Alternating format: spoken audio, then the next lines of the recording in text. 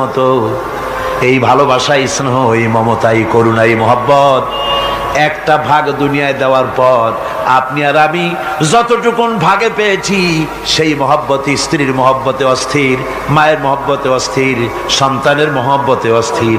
এখন চিন্তা করেন, একটা ভাগ সারা পৃথিবীতে বিতরণ করার পর যেটুক পেয়েছি তাতে যদি এত মহব্বত হয়, তাহলে এর 99 ভাগ মহব্বত যে আল্লাহর কাছে জমা আছে, এই বান্দার জন্য তার কত মহব্বত, এই বান্দার জন্য কত করুণা তার, কত মহব্বত তার, কত দয়া তার।